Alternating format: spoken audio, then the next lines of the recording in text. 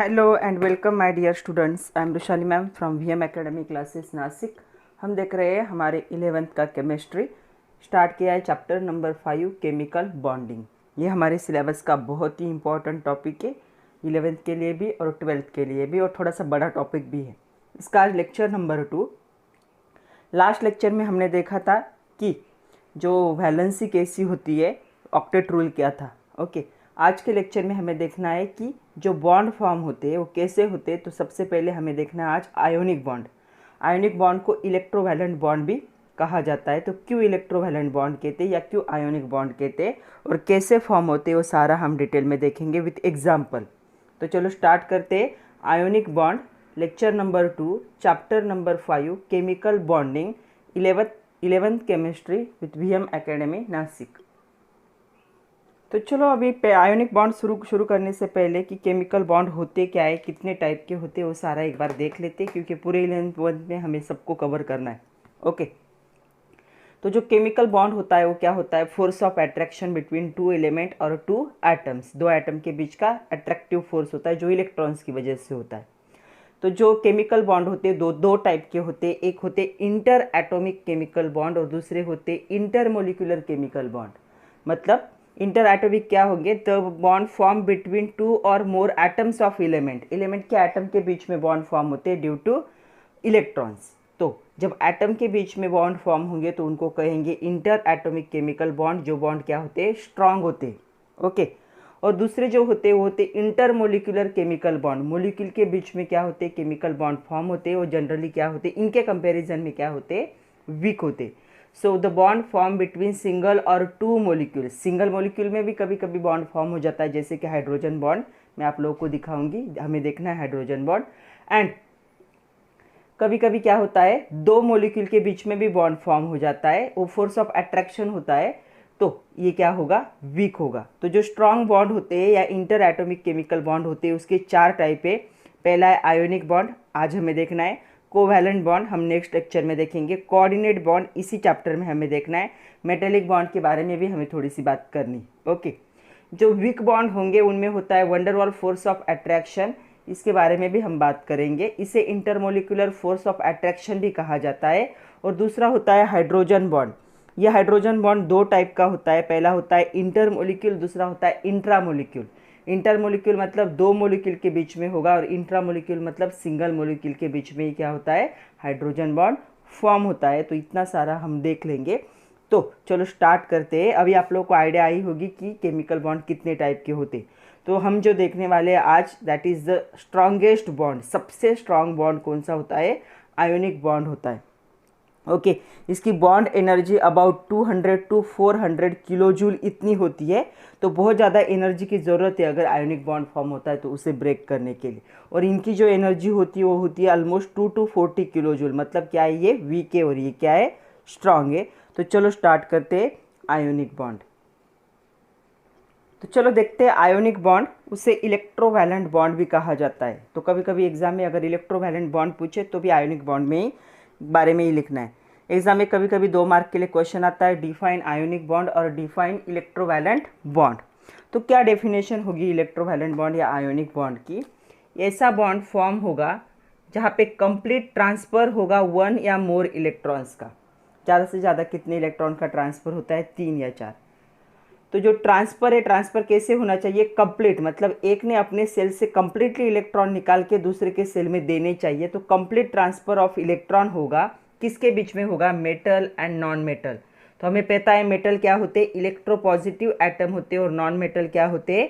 Electronegative atom. मतलब जो metals होते हैं they ready to donate electron. Last lecture देखना जरूरी है इसके लिए, क्योंकि लास्ट लेक्चर में बताया है मैंने कि विथ एग्जाम्पल हमने 1 to 20 देखा है कि मेटल कैसे इलेक्ट्रॉन्स को क्या करते हैं? डोनेट करते। तो जो इलेक्ट्रॉन को डोनेट करते हैं उनको इलेक्ट्रोपॉजिटिव एटम कहा जाता है, क्योंकि इलेक्ट्रॉन को डोनेट करने के बाद वो पॉजिटिव चार्ज आयन कैटायन को क्या करते? फॉर्म करते। सो दे आर इलेक्ट्रोपॉजिटिव। तो मेटल क्या करेंगे? अपने लास्ट सेल में से कंप्लीटली इलेक्ट्रॉन को निकाल के किसके सेल में डाल देंगे? नॉन मेटल के सेल में। नॉन मेटल क्या होते हैं? Electronegative atom. दे गेन इलेक्ट्रॉन, उनको इलेक्ट्रॉन की जरूरत होती है। दोनों भी अपना ऑक्टेट कंप्लीट करने के लिए ऐसा कर रहा है, एक इलेक्ट्रॉन लूज कर रहा है, दूसरा इलेक्ट्रॉन क्या कर रहा है? गेन कर रहा है। ऐसे कोशिश में क्या हो जाता है? फॉर्मेशन ऑफ आयन, तो कटायन और अनायन क्या होगा यहाँ पे फॉर्म होगा। और ये आयन क्या होते हैं, दे held together by electrostatic force of attraction, क्योंकि आयन क्या होते हैं अपोजिटली चार्ज है। मेटल का आयन पॉजिटिव चार्ज होगा, नॉन मेटल का आयन निगेटिव चार्ज होगा, और ये चार्ज आयन जब फॉर्म होते हैं तो उनमें अट्रैक्टिव फोर्स आ जाता है, उसे कहेंगे इलेक्ट्रोस्टैटिक अट्रैक्शन। तो ये क्या कर देगा, फोर्स ऑफ अट्रैक्शन उन आयन को एक दूसरे के साथ टाइटली हेल्ड कर देगा, उसे ही हम कहते हैं आयोनिक और इलेक्ट्रोवैलेंट बॉन्ड।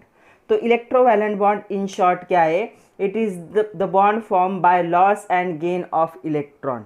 एक एलिमेंट इलेक्ट्रॉन को लूज करेगा, दूसरा एलिमेंट वही इलेक्ट्रॉन को गेन करेगा, दो चार्ज आयंस फॉर्म होंगे और फिर वो ion electrostatic force of attraction से एक साथ क्या होंगे, हेल्ड होंगे टुगेदर, एक साथ ज्वाइन होंगे, कनेक्ट होंगे और क्या बनाएंगे, आयोनिक और इलेक्ट्रोवैलेंट बॉन्ड बनाएंगे। तो थोड़ा डेफिनेशन को विद एग्जांपल देखते हैं अभी। सपोज ऐसे समझ लो, एक मेटल लेते और एक नॉन मेटल लेते, ओके। तो मैंने यहाँ पे ले लिया सोडियम मेटल, जिसका एटॉमिक नंबर है 7, electronic configuration atomic number 11, electronic configuration होता है 281। और दूसरा ले लिया क्लोरीन, इसका इलेक्ट्रॉनिक कन्फिग्रेशन होता है 287, इसका एटॉमिक नंबर 17 है, ओके। अगर ये एक इलेक्ट्रॉन नहीं होता तो इसका ऑक्टेट क्या होता, कंप्लीट होता। तो ये क्या कर रहा है सोडियम, इसे एक इलेक्ट्रॉन नहीं चाहिए, तो ये क्या करेगा, एक इलेक्ट्रॉन को अपने से सेपरेट करेगा। तो एक इलेक्ट्रॉन को सेपरेट किया, लूज किया, तो उस पर कौन सा चार्ज आएगा, पॉजिटिव चार्ज। तो यहाँ पे क्या फॉर्म होगा, कटायन फॉर्म होगा, ओके। अभी क्या होगा, ये जो क्लोरीन है उसके लास्ट सेल में 7 इलेक्ट्रॉन है, और एक होता तो क्या होता, ऑक्टेट कंप्लीट होता और क्या हो जाता, स्टेबल। तो जो सोडियम ने इलेक्ट्रॉन लूज किया है उस इलेक्ट्रॉन को क्लोरीन क्या कर लेता है, गेन कर लेता है अपने लास्ट सेल में, ओके। तो यहाँ पे क्या होगा, formation of Cl minus ion. Minus का मीनिंग क्या होता है, उसने एक इलेक्ट्रॉन को क्या किया है, गेन किया है, and here formation of अनायन, okay. अगर अभी कैटायन का इलेक्ट्रॉनिक कन्फिग्रेशन लिखोगे तो होगा 2,8, क्योंकि लास्ट सेल का इलेक्ट्रॉन तो उसने क्लोरीन को दे दिया, और इसका इलेक्ट्रॉनिक कन्फिग्रेशन क्या होगा अभी 2,8। ये 7 था, एक इलेक्ट्रॉन यहाँ पे ऐड होगा तो क्या हो जाएगा, ये 2,8,8। अभी दोनों को अच्छे से ऑब्जर्व करो, दोनों का भी ऑक्टेट कंप्लीट है, यहाँ पे भी 8 इलेक्ट्रॉन है और यहाँ पे भी 8 इलेक्ट्रॉन है। मतलब जो दो चार्ज आयन फॉर्म हुए, दे बोथ आर स्टेबल, ये दोनों भी आयन स्टेबल है, because they are having the stable electronic configuration like inert gas. तो इसका इलेक्ट्रॉनिक कन्फिग्रेशन न्यूऑन जैसा हो गया, इसका इलेक्ट्रॉनिक कन्फिग्रेशन आर्गॉन जैसा हो गया। तो दोनों भी क्या है, स्टेबल आयन है, but because of opposite charge इनमें क्या आ जाता है, फोर्स ऑफ अट्रैक्शन होगा अपोजिट चार्ज का, और वो फोर्स ऑफ अट्रैक्शन इन दोनों को क्या करता है, एक साथ बांध देता है, एक साथ कनेक्ट करता है, और इसे ही हम क्या कहते हैं, आयोनिक और इलेक्ट्रोवैलेंट बॉन्ड। आयोनिक बॉन्ड क्यों, because two ions connected together और held together by electrostatic force of attraction, so known as ionic bond. Ion के कॉम्बिनेशन से बॉन्ड फॉर्म हुआ है, इसीलिए आयोनिक बॉन्ड। इलेक्ट्रोवैलेंट बॉन्ड क्यों, क्योंकि इलेक्ट्रॉन की ट्रांसफर की वजह से बॉन्ड फॉर्म हुआ है। एक ने इलेक्ट्रॉन लूज किए, दूसरे ने वो गेन किए, तो कंप्लीट ट्रांसफर ऑफ इलेक्ट्रॉन हुआ है, इसीलिए उसे क्या कहेंगे, इलेक्ट्रोवैलेंट बॉन्ड भी कहा जाता है, ओके। तो अभी अच्छे से समझ में आया होगा कि एक एलिमेंट जनरली कौन करता है, ऐसा करता है metal. Metal have tendency to lose electron, इसीलिए उनको कहा जाता है इलेक्ट्रो पॉजिटिव। और कौन गेन करते हैं, नॉन मेटल गेन करते हैं। नॉन मेटल की डेफिनेशन में भी हम कभी कभी लिख देते हैं the elements which have tendency to gain electrons for stability, और इनको हम क्या कहते हैं, नॉन मेटल को इलेक्ट्रो निगेटिव कहते हैं। ये कैटायन फॉर्म करेंगे, ये अनायन फॉर्म करेंगे, दोनों आयन क्या हो जाएंगे, एक साथ कंबाइन होंगे due to force of attraction, और यहाँ पे क्या फॉर्म होगा, आयोनिक और इलेक्ट्रोवैलेंट बॉन्ड फॉर्म होगा। अभी हमें फॉर्मेशन ही देखना है, हम विथ एग्जांपल देखेंगे कि ये बॉन्ड एक्चुअल कैसे फॉर्म होते हैं, स्टेप बाय स्टेप देखेंगे हम। तो चलो स्टार्ट करते हैं, फॉर्मेशन ऑफ आयोनिक और इलेक्ट्रोवैलेंट बॉन्ड। तो पहला एग्जांपल हमें NaCl ही देखना है, ओके। तो चलो देखते हैं फॉर्मेशन ऑफ आयोनिक और इलेक्ट्रोवैलेंट बॉन्ड, या इलेक्ट्रोवैलेंट कंपाउंड भी कहा जाता है इसे कभी कभी। ऐसा क्वेश्चन आपके एग्जाम में 4 मार्क्स के लिए आता है। क्वेश्चन ऐसा होता है, explain the formation of sodium chloride molecule और explain the formation of ionic bond in sodium chloride molecule, या कभी कभी NaCl ऐसे नाम देते हैं। तो देखो हमें पॉइंट वाइज लिखना है। सबसे पहला पॉइंट क्या होगा, हमें आइडेंटिफाई करना है कि कौन से एलिमेंट से ये बॉन्ड फॉर्म हुआ है। तो इसमें दो एलिमेंट प्रेजेंट है, एक है सोडियम और दूसरा है क्लोरीन। मतलब ये जो बॉन्ड फॉर्म होगा आयोनिक बॉन्ड, वो दो एलिमेंट के बीच में फॉर्म होगा, एक होगा सोडियम और दूसरा होगा क्लोरीन। तो क्या करो, सबसे पहले अभी इसके आगे इसी जहाँ भी आएगा इसका मीनिंग होगा इलेक्ट्रॉनिक कन्फिग्रेशन। तो इलेक्ट्रॉनिक कन्फिग्रेशन की प्रैक्टिस करना ज़रूरी है, क्योंकि इस चैप्टर में हमें बहुत ज़्यादा इलेक्ट्रॉनिक कन्फिग्रेशन को यूज़ करना है। तो आप लोग रोज़ 4-5 एलिमेंट का इलेक्ट्रॉनिक कन्फिग्रेशन खुद से लिखा करो, ताकि आप लोग की अच्छे से प्रैक्टिस हो जाएगी। क्योंकि जब तक इलेक्ट्रॉनिक कन्फिग्रेशन समझ में नहीं आएगा, ये चैप्टर अच्छे से नहीं समझ सकता। ओके, तो चलो हमारे पास दो एलिमेंट है, पहला है सोडियम, दूसरा है क्लोरीन। सोडियम का एटॉमिक नंबर होता है 11, क्लोरीन का होता है 17। और एक बात बता दूं, आपके एग्जाम में इसके एटॉमिक नंबर नहीं देते। तो कुछ ऐसे एलिमेंट्स है जिनके एटॉमिक नंबर आपको लर्न करने, मतलब फ्रॉम 1 to 20 सीक्वेंस लर्न कर लो, एटॉमिक नंबर अपने आप आ जाएंगे, क्योंकि सीक्वेंस से ही एटॉमिक नंबर 1 है नंबर दिए हुए। तो ये सोडियम है, इसका एटॉमिक नंबर होता है 11, क्लोरीन का होता है 17। इलेक्ट्रॉनिक कन्फिग्रेशन होगा 1s2 2s2 2p6 3s1, या इसे 281 के फॉर्मेट में भी लिख सकते हो। क्लोरीन का होगा 1s2 2s2 2p6 3s2 3p5 287 के फॉर्मेट में भी क्या कर सकते हो, लिख सकते हो। देखो अभी दोनों के लास्ट ऑर्बिटल को, लास्ट एनर्जी लेवल है उसे अच्छे से ऑब्जर्व करो। इसके पास कितने इलेक्ट्रॉन है, 1 है, इसके पास कितने इलेक्ट्रॉन है, 7। ओके, तो sodium has 1 electron in its valence shell, so it has tendency to lose 1 electron to acquire the electronic configuration like inert gas। वो उसका नियरेस्ट इनर्ट गैस कौन सा है, नियॉन है। अगर एक इलेक्ट्रॉन नहीं होता तो इसका इलेक्ट्रॉनिक कन्फिग्रेशन क्या होता, 2-8, और ये नियॉन जैसा इलेक्ट्रॉनिक कन्फिग्रेशन दिखाता। तो यहाँ पे मैं सेकंड पॉइंट लिख रही हूँ अभी। तो क्या करेगा सोडियम, सोडियम अपने आउटर मोस्ट सेल में से एक इलेक्ट्रॉन को हटा देगा। कैसे हटाएगा, उसे लूज कर देगा, और फॉर्मेशन होगा किसका, Na+ आयन का। इसका इलेक्ट्रॉनिक कन्फिग्रेशन था 281, इस आयन का इलेक्ट्रॉनिक कन्फिग्रेशन है 28, और ये क्या हो गया, एक स्टेबल आयन फॉर्म हो गया। तो सोडियम एक मेटल है, इलेक्ट्रोपॉजिटिव एलिमेंट है। लास्ट सेल में अगर ये इलेक्ट्रॉन नहीं होता तो उसका ऑक्टेट कंप्लीट होता, इसीलिए ये क्या कर रहा है, ये लूज कर रहा है कितने इलेक्ट्रॉन को, 1 इलेक्ट्रॉन को लूज कर रहा है। उसके वजह से Na+ आयन क्या होगा, यहाँ पे फॉर्म होगा, हैविंग इलेक्ट्रॉनिक कन्फिग्रेशन 2-8। तो ये किसके जैसा इलेक्ट्रॉनिक कन्फिग्रेशन हो गया, नियॉन जैसा। तो ये स्टेबल है, ऑक्टेट कंप्लीट हुआ। तो इस आयन को हम कहते हैं cation. Positive charge ion is known as cation. कैसे फॉर्म होगा, बाय लॉस ऑफ इलेक्ट्रॉन। कौन फॉर्म करेंगे, मेटल या इलेक्ट्रोपॉजिटिव एलिमेंट। तो अभी सोडियम के बारे में पता चला कि सोडियम के लास्ट सेल में एक इलेक्ट्रॉन था, वो उसे नहीं चाहिए था, तो उसने क्या कर दिया, उसे लूज कर दिया। तो इसे कैसे लिखोगे, sodium has 1 electron in its valence shell, valence मतलब outermost shell. It has tendency to lose 1 electron to acquire electronic configuration like neon। तो यहाँ पे देखो न्यूऑन जैसा इलेक्ट्रॉनिक कन्फिग्रेशन हो गया, क्योंकि उसके नियरेस्ट का इनर्ट गैस है नियॉन। ओके, तो अभी सोडियम के बारे में पता चला। अभी क्लोरीन की बात करते। Chlorine has 7 electron in its valence shell. Valence shell में देखो, वैलेंस मतलब आउटर मोस्ट सेल, कितने इलेक्ट्रॉन से, यहाँ पे 7 इलेक्ट्रॉन से। So it has tendency to gain 1 electron. काश एक इलेक्ट्रॉन होता तो ये क्या हो जाता, ऑक्टेट कंप्लीट करके स्टेबल होता। तो अभी जो सोडियम ने इलेक्ट्रॉन लूज किया है, क्लोरीन क्या कर लेता है, क्लोरीन का इलेक्ट्रॉनिक कन्फिग्रेशन होगा 287। एक इलेक्ट्रॉन को क्या कर लेगा, वो गेन कर लेगा। कहाँ से गेन करेगा, कोई देने वाला चाहिए ना, सोडियम ने दिया तो उसने गेन कर लिया, और यहाँ पे फॉर्मेशन हो गया Cl- आयन। यहाँ पे इलेक्ट्रॉनिक कन्फिग्रेशन होगा 2887 था, ये इलेक्ट्रॉन यहाँ पे ऐड हो गया, इसने क्या कर लिया है, गेन कर लिया है। और इसका इलेक्ट्रॉनिक अगर कन्फिग्रेशन देखोगे तो इसके नियरेस्ट जो होता है अर्गॉन उसके जैसे हो गया, मतलब ये भी स्टेबल है। इस आयन को कहा जाता है anion. Anions are negative charged ion formed by gain of electrons by non-metal और electropositive atoms। तो अभी ये दो पॉइंट अच्छे से समझ में आए होंगे। सोडियम ने क्या किया, एक इलेक्ट्रॉन लूज करके स्टेबल इलेक्ट्रॉनिक कन्फिग्रेशन फॉर्म किया और क्लोरीन ने एक इलेक्ट्रॉन गेन करके क्या कर लिया, स्टेबल इलेक्ट्रॉनिक कन्फिग्रेशन फॉर्म हो गया। तो during the combination of sodium and chlorine atom, sodium atom transfer its valence electron to the chlorine atom. मतलब इन शॉर्ट क्या हुआ, ये जो सोडियम था उसने अपना वैलेंस इलेक्ट्रॉन किसकी तरफ ट्रांसफ़र कर दिया, क्लोरीन की तरफ। मुझे नहीं चाहिए, मेरी स्टेबिलिटी के लिए मुझे एक इलेक्ट्रॉन की ज़रूरत नहीं है, तो ये मुझसे तू ले ले, ऐसे हो गया। तो सोडियम ने क्या कर दिया, एक इलेक्ट्रॉन का कंप्लीट ट्रांसफ़र कर दिया टूवर्ड्स द क्लोरीन।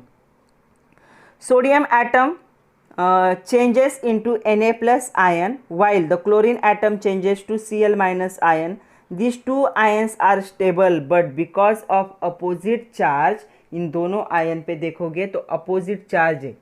ओके, तो मैं यहाँ पे लिख रही हूँ Na प्लस है और दूसरा क्या है, Cl माइनस है। तो ये दोनों भी क्या होते हैं, इनके जो अपोजिट चार्ज का जो फोर्स होता है उसे कहा जाता है इलेक्ट्रोस्टैटिक फोर्स ऑफ अट्रैक्शन। तो इलेक्ट्रोस्टैटिक अट्रैक्शन की वजह से बहुत ही स्ट्रांग होता है पॉजिटिव निगेटिव के बीच में।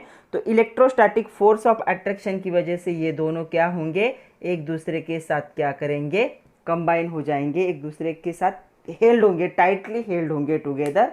इजीली हम उनको सेपरेट नहीं कर पाएंगे और इनके बीच में जो बॉन्ड फॉर्म होता है उसे ही हम क्या कहते हैं, आयोनिक और इलेक्ट्रोवैलेंट बॉन्ड कहते।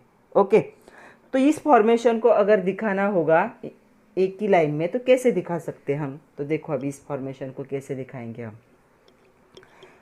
तो ये जो सोडियम था, सोडियम इलेक्ट्रॉनिक कन्फिग्रेशन हुआ 281,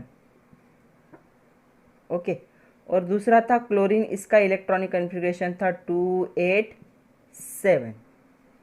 तो अभी क्या करना है, जो वैलेंस सेल के इलेक्ट्रॉन है उनको ही हम यहाँ पे दिखाएंगे। तो देखो यहाँ पे इसके पास वैलेंस सेल में एक इलेक्ट्रॉन है, इसके पास 7, ये इनके बारे में बात नहीं करेंगे हम, वो कंप्लीट है। तो जो लास्ट सेल में इलेक्ट्रॉन था किसी भी सिंबल से दिखा दो, मैंने यहाँ पे दिखा दिया स्टार से कि इसके लास्ट सेल में एक इलेक्ट्रॉन था, इसके पास कितने थे, 7 थे। तो 1 2 3 4 5 6 एंड 7। ओके, तो क्या हुआ है इस प्रोसेस में, अभी हम जो प्रोसेस देखा था उसमें, तो यहाँ से एक इलेक्ट्रॉन इसने क्या कर दिया, इसकी तरफ कंप्लीटली ट्रांसफ़र कर दिया। ओके, तो ये इलेक्ट्रॉन ट्रांसफ़र करने की वजह से सोडियम क्या बन गया, Na प्लस बन गया, उसका इलेक्ट्रॉनिक कन्फिग्रेशन होगा 28, और क्लोरीन क्या बन गया, देखो क्लोरीन बन गया माइनस। यहाँ पे आप लोग हमेशा ब्रैकेट तो डालते हो लेकिन यहाँ पे माइनस साइन लिखना भूल जाते हो। इलेक्ट्रॉनिक कन्फिग्रेशन होगा 288, एक इलेक्ट्रॉन यहाँ से ऐड हुआ है ना, वो इलेक्ट्रॉन को कैसे दिखाओगे, अभी देखो 1 2 3 4 5 6 7, ये उसके खुद के इलेक्ट्रॉन थे। अलग मैंने इसलिए आपके बुक में सेम ही दिखाया, मैंने जानबूझकर अलग दिखाया ताकि आपको समझ में आए। तो एक स्टार वाला इलेक्ट्रॉन किसकी तरफ से आया है, उसके पास क्लोरीन की तरफ से। तो ये फॉरेन मटेरियल है, ये फॉरेन इलेक्ट्रॉन है, इसकी वजह से इसके ऊपर क्या होगा, एक निगेटिव चार्ज होगा, इलेक्ट्रॉनिक कन्फिग्रेशन होगा 288। मतलब इस प्रोसेस में क्या हुआ, यहाँ पे दो आयन फॉर्म हुए, एक हुआ Na प्लस और दूसरा हुआ Cl माइनस। तो यहाँ पे ये क्या हो जाएंगे, एक दूसरे को अपनी तरफ खींचेंगे दोनों भी, तो ऐसी कंडीशन होगी। और इस कंडीशन को हम ऐसे भी लिखते NaCl। तो NaCl बॉन्ड को ना कभी ऐसे नहीं लिखा जाता है क्योंकि ऐसे बॉन्ड नहीं फॉर्म होता उनके बीच में। उनके बीच में क्या होता है, स्ट्रांग फोर्स ऑफ अट्रैक्शन होता है, जैसे आप कहोगे मैग्नेट और आयन के बीच में होता है, वैसे दोनों को क्या करेगा, टाइटली हेल्ड करेगा, इजीली आप सेपरेट नहीं कर सकते। तो इसे ही हम कहते हैं आयोनिक बॉन्ड और also known as electrovalent bond.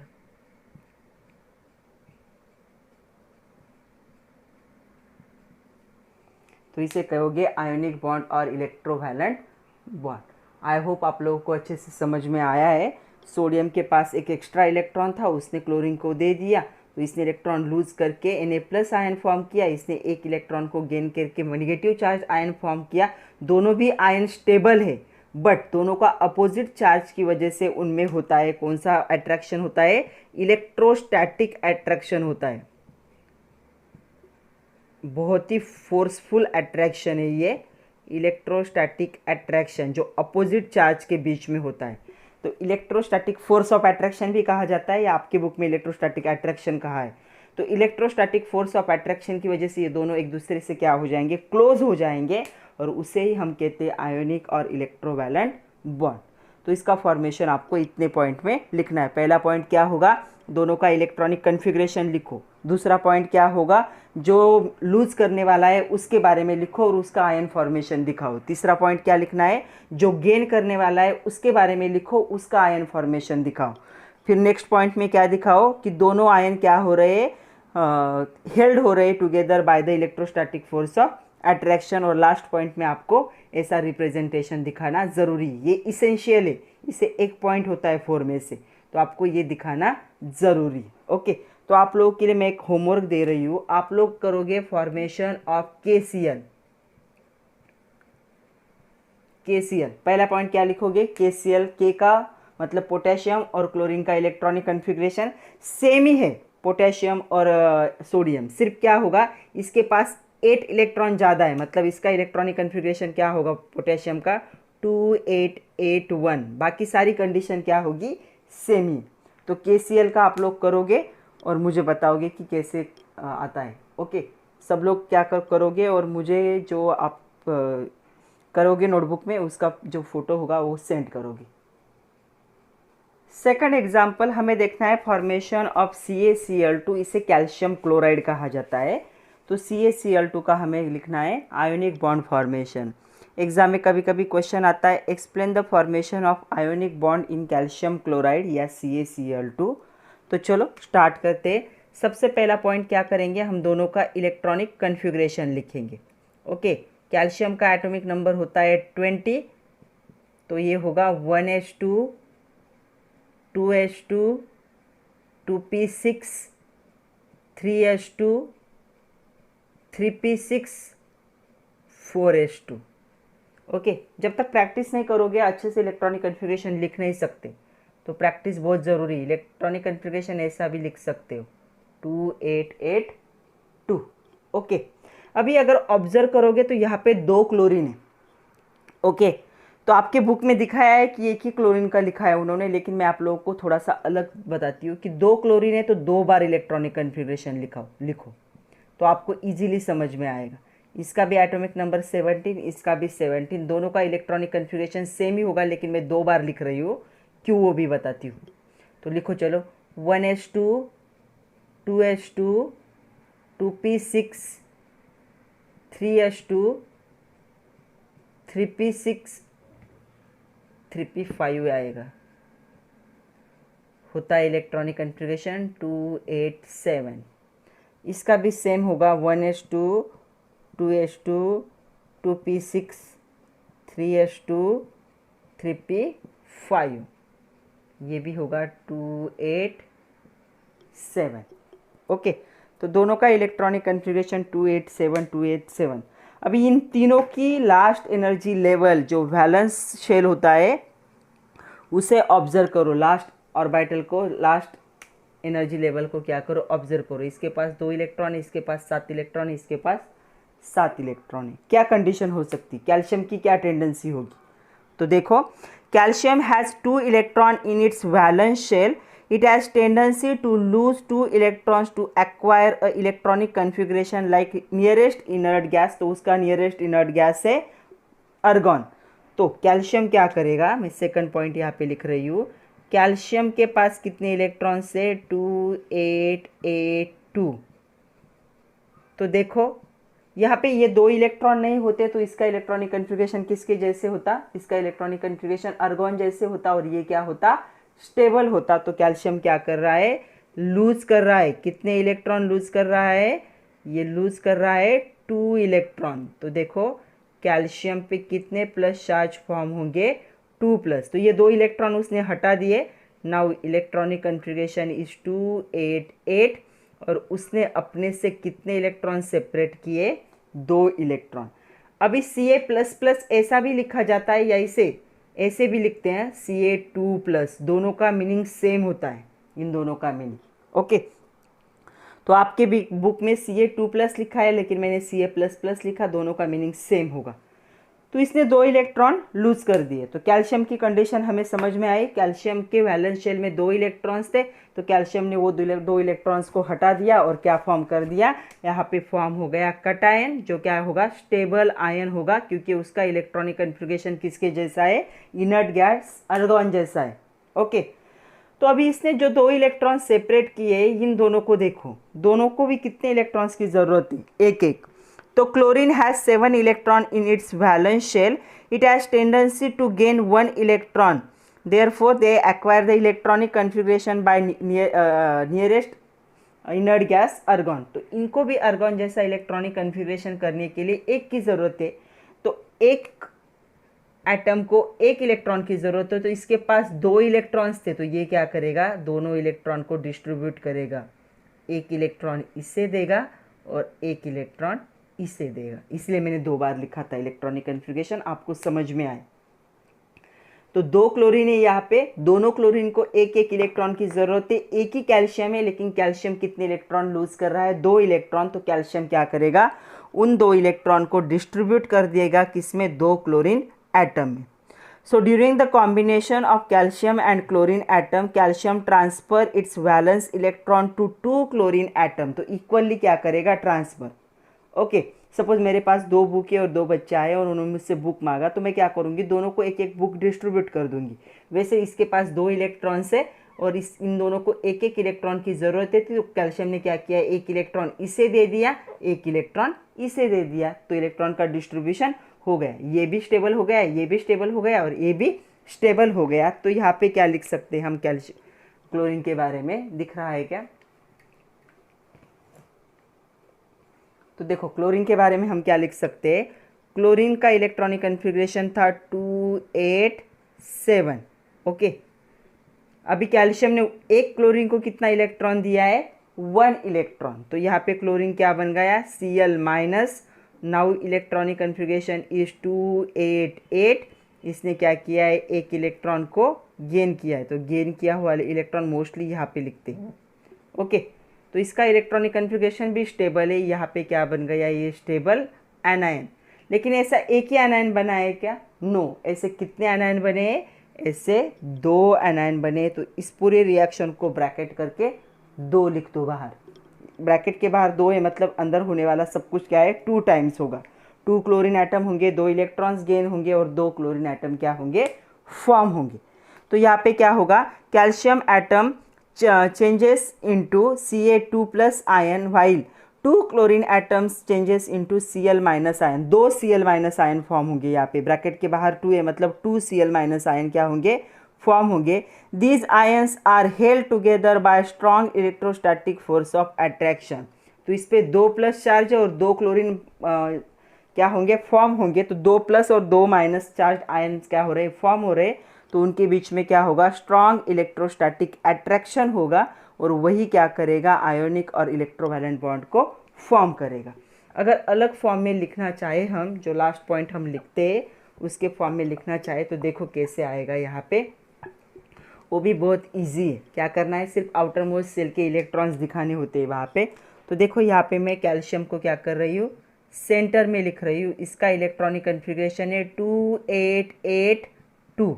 Okay, ये हमारा पहला क्लोरीन है जिसका इलेक्ट्रॉनिक कन्फिग्रेशन है 287 और यहाँ पे मैं दूसरा क्लोरीन लिख रही हूँ जिसका भी इलेक्ट्रॉनिक कन्फिग्रेशन क्या है, 287। Okay, now show the electrons present in last shell only.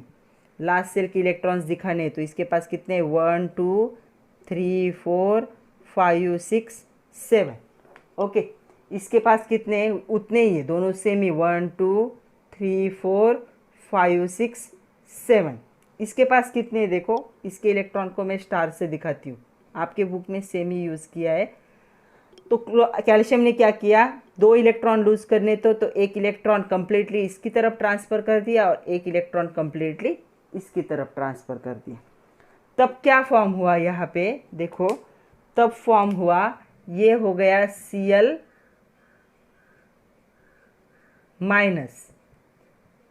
Calcium क्या हो गया, उस पर 2+ चार्ज आए, 2 इलेक्ट्रॉन लूज किए और दूसरा भी क्या हुआ यहाँ पे, Cl-। ओके, अभी इलेक्ट्रॉन्स को देखते। तो तो इसके पास कितने इलेक्ट्रॉन्स थे खुद के?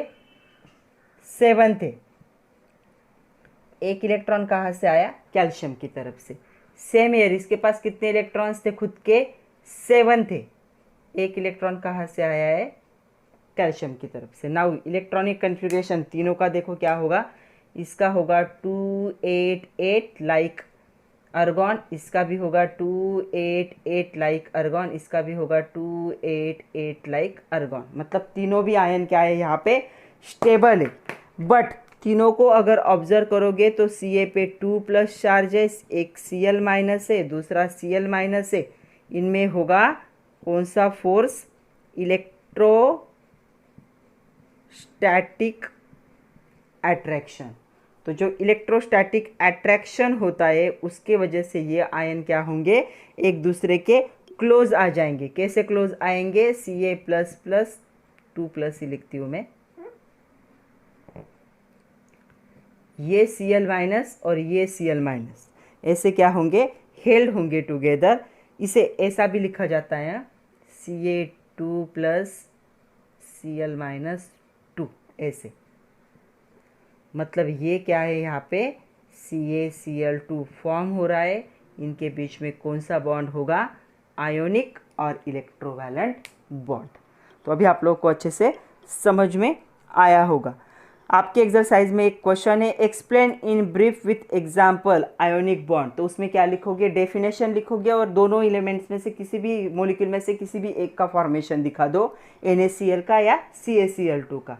तो इस क्वेश्चन का आंसर आप लोग लिख सकते हो। तो इसे अच्छे से समझ लो। ये कैल्शियम था, इसके पास 2 इलेक्ट्रॉन थे, उसे नहीं चाहिए थे तो उसने डिस्ट्रीब्यूट कर दिया, क्योंकि उसके साथ वाले 2 क्लोरीन थे। इसीलिए जो दिया हुआ होता है उसको अच्छे से ऑब्जर्व करना ज़रूरी है। तो ये ऐसे फॉर्मेशन होगा और यहाँ पे आयोनिक और इलेक्ट्रोवैलेंट बॉन्ड क्या होगा? फॉर्म होगा। यहाँ पे ये जो आयन फॉर्म हो रहे हैं ये आयन स्टेबल है क्योंकि उनका इलेक्ट्रॉनिक कन्फिग्रेशन कंप्लीट है। बट अपोजिट चार्ज की वजह से वो क्या होते हैं? अट्रैक्ट होके क्या बनाते हैं? आयोनिक और इलेक्ट्रोवैलेंट बॉन्ड बनाते। आप लोगों के लिए मैं होमवर्क दे रही हूँ। आप लोग लिखोगे formation of MgCl2 magnesium chloride. Okay, magnesium chloride का भी सेम है, सिर्फ इलेक्ट्रॉनिक कन्फिग्रेशन क्या होगा उसका? 282 होगा। तो वो आप लोग करोगे प्रैक्टिस के लिए फॉर्मेशन। तो 2 होमवर्क दिए मैंने आपको लिखना है formation of KCl and formation of MgCl2। तो आपके सिलेबस में 2 ही दिए उन्होंने एग्जाम्पल, NaCl एंड CaCl2। एक क्वेश्चन है आपके बुक के पेज नंबर 55 पे, इंटरनेट माय फ्रेंड करके आप लोगों को बोला है ढूंढने के लिए, लेकिन हम थोड़ा सा डिस्कस कर लेते। Search more atoms which complete their octet during chemical combination. तो केमिकल कॉम्बिनेशन के दौरान ऐसे आपको एटम सर्च करने जो क्या करेंगे? अपना इलेक्ट्रॉनिक कन्फिग्रेशन कंप्लीट करने के लिए ऑक्टेट कंप्लीट करेंगे। तो मैंने आपको जो बताया, देखो कि इसका क्या होगा? KCl मैं बता रही हूँ आप लोगों को। ओके, इसका इलेक्ट्रॉनिक कन्फिग्रेशन होगा 2881। तो स्टेबिलिटी के लिए एक इलेक्ट्रॉन को लूज कर देगा, क्या बनाएगा? 288 बन जाएगा और एक इलेक्ट्रॉन अपने से सेपरेट कर देगा। कि Cl का इलेक्ट्रॉनिक कन्फिग्रेशन होता है 287। तो ये एक इलेक्ट्रॉन को क्या करेगा? इसने जो इलेक्ट्रॉन लूज किया है उसे ये गेन कर लेगा और यहाँ पे क्या फॉर्म करेगा? Cl-। इसका इलेक्ट्रॉनिक कन्फिग्रेशन होगा 288। तो दोनों ने ही देखो अपना ऑक्टेट कंप्लीट किया है। ये दोनों भी फोर्स ऑफ अट्रैक्शन से कंबाइन होंगे और क्या बनाएंगे? KCl बनाएंगे। तो KCl एक एग्जाम्पल है। So in compound like KCl, MgCl2, CaO, तो एक बताया मैंने, आप लोग बाकी के करके देखो। MgCl2 भी इसका एग्जाम्पल है। मैंने वैसे भी आप लोगों को होमवर्क के लिए MgCl2 दिया हुआ है। उसके बाद CaO होता है, उसके बाद MgO होता है। ये सारे क्या करते हैं? अपना ऑक्टेट कंप्लीट करते हैं ड्यूरिंग द केमिकल कॉम्बिनेशन। तो एक एग्जाम्पल मैंने यहाँ पे एक्सप्लेन कर दिया है। तो आप लोग ऐसे और ढूंढ सकते हो। ओके, और एक क्वेश्चन है उसी में ही है, right what are ionic solid. Ionic solid के बारे में बताना है। आयोनिक सॉलिड होते क्या है? यहाँ पे लिख रही हूँ मैं आयोनिक सॉलिड। तो अभी जो फॉर्मेशन देखा जिनके बीच में आयोनिक बॉन्ड होता है उनको ही क्या कहा जाता है, ionic solid. The ionic solid are solid which contain cation and anion held together by ionic bond. तो जितने भी फॉर्म होंगे बाय द आयोनिक बॉन्ड वो सारे क्या होंगे, आयोनिक सॉलिड होंगे। तो आयोनिक सॉलिड क्या होते हैं, ionic solid are solid which contain cation and anion held together by ionic bond. तो कौन से होंगे एग्जाम्पल, हमने देखा NaCl, आप लोगों के लिए होमवर्क को मिला KCl, फिर हमने देखा CaCl2, आप लोगों को होमवर्क को मिला MgCl2, इसके साथ होता है MgO, उसके साथ होता है CaO, उसके साथ बहुत सारे और भी बहुत सारे क्या है प्रेजेंट है, लेकिन आपको इतने पता होने चाहिए। तो ये आयोनिक सॉलिड है क्योंकि ये आयोनिक बॉन्ड से बने। कैटायन और एनायन क्या हुए, अट्रैक्ट हुए together by electrostatic force of attraction, और उनमें आयोनिक या इलेक्ट्रोवैलेंट बॉन्ड फॉर्म हुआ है, इसीलिए इनको आयोनिक सॉलिड भी कहा जाता है या इलेक्ट्रोवैलेंट सॉलिड भी कहा जाता है। एक और क्वेश्चन आपके एक्सरसाइज का क्वेश्चन है ये, indicate the factor on which stability of ionic compound major. तो जो आयोनिक कंपाउंड होते हैं स्टेबिलिटी उनकी होती है, वो कितनी अमाउंट ऑफ एनर्जी क्या करते हैं, रिलीज़ करते हैं during the lattice formation. Lattice मतलब जो सॉलिड फॉर्म होता है, उस सॉलिड फॉर्म के दौरान वो कितनी एनर्जी को क्या करते हैं, रिलीज़ करते हैं, उस पर क्या डिपेंड होता है, उसकी स्टेबिलिटी डिपेंड होती है। तो देखो यहाँ पे ये जो इन्वॉल्व होता है लैटिस एनर्जी का मतलब लैटिस जो फॉर्म होता है, तो यहाँ पे देखो सपोज एक मेटल आयन था, मेटल को मैं कैपिटल M से डिनोट कर रही हूँ, मेटल आयन था, okay, M for any metal, okay. ये कौन से फॉर्म में था, गैस फॉर्म में था, ओके। ये किसी नॉन मेटल आयन को मैं X दिखा रही हूँ, तो ये किसी निगेटिव चार्ज आयन के साथ क्या हो गया, यहाँ पे इलेक्ट्रोस्टैटिक फोर्स ऑफ अट्रैक्शन से क्या हो गया, कंबाइन हो गया, और यहाँ उन्होंने एक सॉलिड बना लिया जिसे हम क्या कहेंगे, MX, मेटल और नॉन मेटल का सॉलिड होगा। जैसे यहाँ पे मैं एग्जांपल भी लिख ही लेती हूँ, आप लोग कंफ्यूज हो जाओगे। सपोज Na+ है, ये कौन से फॉर्म में, गैसियस फॉर्म में, और Cl- है, ये भी कौन से फॉर्म में, गैसियस फॉर्म में, दोनों भी फोर्स ऑफ अट्रैक्शन से कंबाइन हुए और यहाँ पे NaCl बना लिया, ये कौन से फॉर्म में होगा, सॉलिड कंडीशन में होगा, ओके। तो यहाँ पे जो कॉम्बिनेशन हो रहा है दोनों का, यहाँ पे जब बॉन्ड फॉर्म होता है तब लार्ज ऑफ एनर्जी क्या होती है, रिलीज होती है। मतलब जब इन दोनों का बॉन्ड फॉर्म होगा, यहाँ पे एनर्जी क्या होगी, रिलीज होगी। तो एनर्जी रिलीज होती है, क्यों, बिकॉज स्टेबिलिटी आती है। ये दोनों भी क्या थे, स्टेबल आयन थे, लेकिन आयोनिक कंडीशन में थे, कितनी देर तक ऐसे रहेंगे एक साथ। तो जब उन्होंने कंपाउंड फॉर्म कर लिया तब क्या हो गए, वो हाईली स्टेबल हो गए, और हाईली स्टेबल होने की वजह से उन्होंने क्या किया, यहाँ पे एनर्जी रिलीज हुई। केमिस्ट्री में आपको एक बात याद रखनी, जब भी बॉन्ड ब्रेक होता है एनर्जी की ज़रूरत होती है। सपोज किसी के बीच में Cl और Cl के बीच का बॉन्ड है, इसे ब्रेक करना है तो आपको इसको बहुत हीट करना पड़ेगा, एनर्जी देनी पड़ेगी। मतलब एनर्जी यहाँ पे क्या होगी, कंज्यूम होगी ड्यूरिंग ब्रेकिंग ऑफ बॉन्ड, और जब भी बॉन्ड फॉर्म होता है तब एनर्जी क्या होती है, रिलीज होती है, ओके। तो यहाँ पे आपका क्वेश्चन क्या था, indicate the factor which on which stability of ionic compound is measure. तो the stability of an ionic compound is measured by amount of energy released, कितनी एनर्जी रिलीज हो रही है during the formation of lattice. तो ये जो compound form हो रहा है इसे क्या कहा जाता है, लैटिस कहा जाता है, क्योंकि ये 3 डायमेंशनल स्ट्रक्चर वाला कंपाउंड होता है, तो इसे कहेंगे लैटिस। तो ये जो लैटिस का फॉर्मेशन हो रहा है, सॉलिड कंपाउंड का फॉर्मेशन हो रहा है दो गैसियस आयन से, कैटायन और एनायन से, तो इसे कहा जाएगा लैटिस। ये NaCl का लैटिस है, किसी भी मेटल और नॉन मेटल का लैटिस होगा। जब भी लैटिस फॉर्म होता है एनर्जी रिलीज होती है, और जितनी ज़्यादा एनर्जी रिलीज होगी उतना कंपाउंड क्या होगा, स्टेबल होगा, ओके। तो आपके बुक में एक सीक्वेंस दिया है उन्होंने लैटिस एनर्जी का, लैटिस एंथैल्पी कहा है उसने, उन्होंने किलोजूल पर मोल, और उन्होंने एक टेबल भी दिया है और उस पर कुछ क्वेश्चन भी है। तो उससे पहले हम देख लेते हैं कि लैटिस एंथैल्पी होता क्या है। ये तो समझ में आया लैटिस क्या होता है। लैटिस मतलब फॉर्मेशन ऑफ सॉलिड, जो सॉलिड फॉर्म हो रहा है पॉजिटिव कैटायन और निगेटिव एनायन के अट्रैक्शन से, उसे क्या कहा जाता है, लैटिस कहा जाता है। तब बहुत सारी एनर्जी रिलीज होती है, लेकिन सबकी सेम नहीं होती, अलग अलग एलिमेंट के लिए अलग अलग एनर्जी रिलीज होती है। तो उसकी स्टेबिलिटी, कितनी एनर्जी वो रिलीज करेगा, उस पर क्या होती है, डिपेंड होती है।